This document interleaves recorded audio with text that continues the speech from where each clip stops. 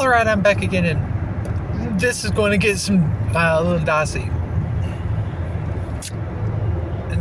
On this video, I am going to briefly talk why the DA, Alvin Bragg, has no choice but to prosecute Trump. I know. And I'll go into some of the allegations being thrown about as well, and my thoughts on that. To begin with, I actually do believe at this point he has no choice but to prosecute Trump. But you did a video saying, just giving him down the road. Yes, I did. And I still stand by what I said.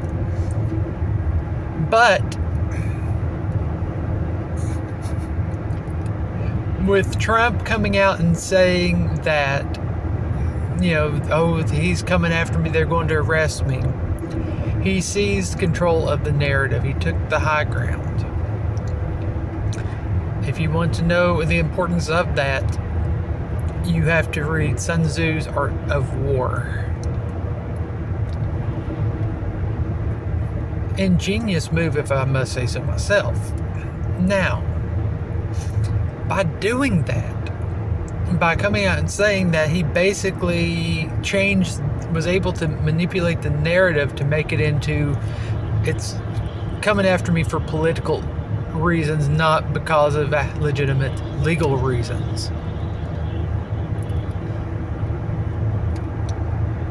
So the only way he can, and really, there's no way for Alvin Bragg to win this engagement because Trump has the high ground, the tactical high ground,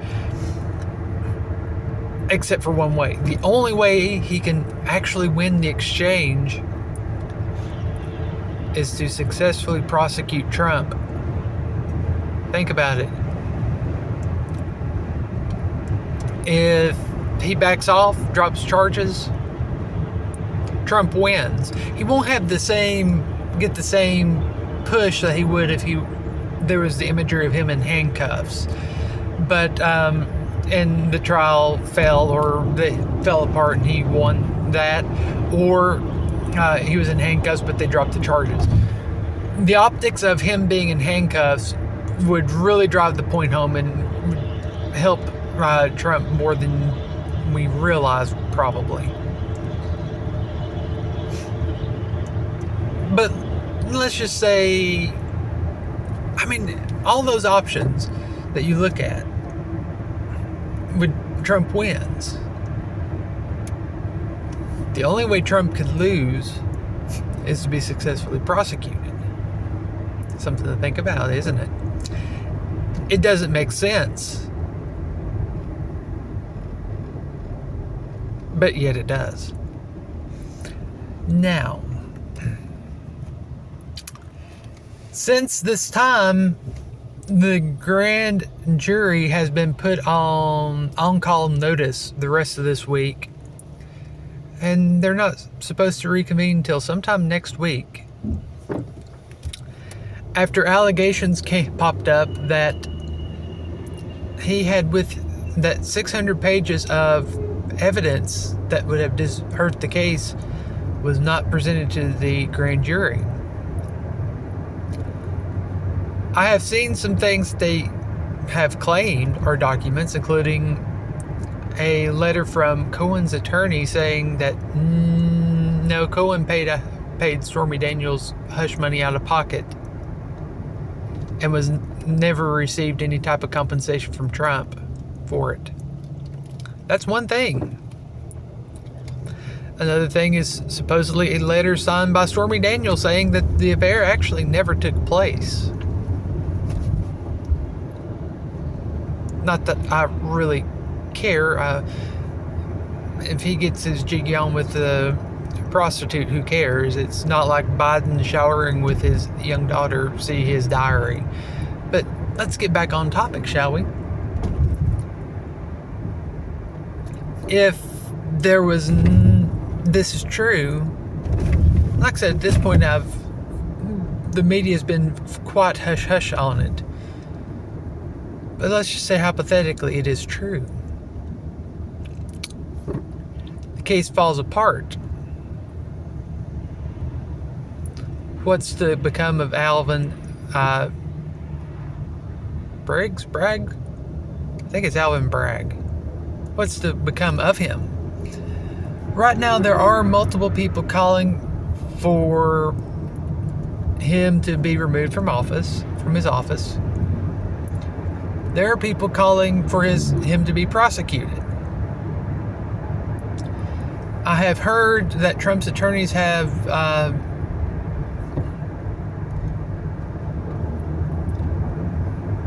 gone ahead and started filing paperwork for misconduct against him.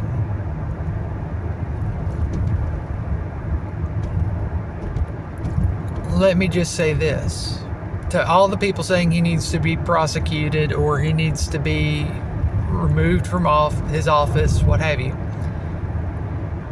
listen closely to what I'm about to say. At this time, no such action needs to take place. He does not need to be removed from office. He does not need to be prosecuted or anything of the sorts. Why do I say that? Well, one, we don't know exactly the full details. Was information withheld from the grand jury? What kind of information? What did he know? Did he intentionally leave things out that could have made a difference? And then when you get into that, at the very least, yes, you could make the argument he doesn't need to be holding that office anymore. I don't think that would be, if you find out that he did leave out a ton of information while on a political witch hunt, I don't think anyone could argue he needs to be removed from office. But would you have grounds for prosecution? That's the question. And while I have a degree that serves as an alternative to pre-law, and I've actually studied American constitutional law in that, and one time I even considered being a lawyer. I'm not from New York, apparently, if you couldn't tell, obviously, from my accent. That's the first thing. So I wouldn't be familiar with their laws, and two, without knowing, having a clear picture of what's going on, I wouldn't even know where to begin to look at for potential laws, statutes, what have you, that could apply to say whether or not he should be prosecuted. At this point in time, you can't do it. And saying stuff like removing him office, prosecuting, that's makes you look asinine. And no, I'm not saying your ass is a nine, but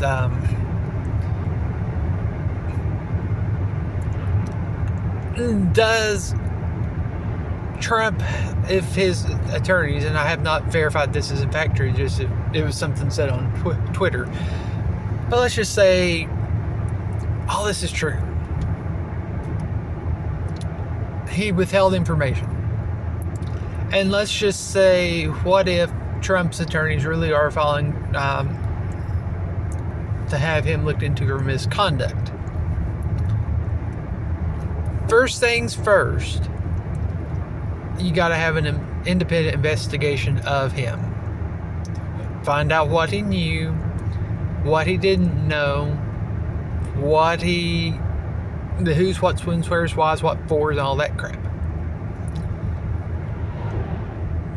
Then, once you have that information, you can decide, does he just never need to be in a prosecutorial position? Does he need to be flat out disbarred?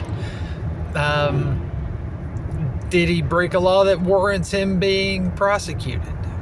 All questions that can only be answered after you investigate. And I imagine at this point in time, there's some people, more than a few people, doing some digging into him, trying to figure out just how deep this crap is going, what kind of damage control is needed. Because when you have someone like Trump, a former president of the United States and the first presidential candidate declared, I believe, definitely, I believe, first for Republicans. And you have someone like that whose name is a brand in and of itself. His image is a brand in and of itself. You have opened the door to Pandora's box of civil lawsuits, to say the least. And so, yeah, you better believe when I say they're going to be there's people above him giving him a fair amount of athlete's scalp at this point in time, looking into his emails, looking into his everything to figure out just how screwed this situation really is. Until you find that information, you can't do anything to him, because you have the presumption of innocence until proven guilty, whether you like it or not. And without knowing exactly what went on, you wouldn't even know what to charge him with anyway, or if you could even do so. Just something to think on. And I think that one of the main driving forces has been Twitter.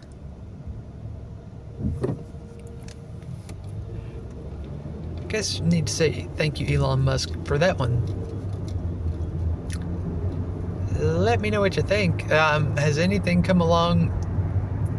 I haven't checked anything in a few hours,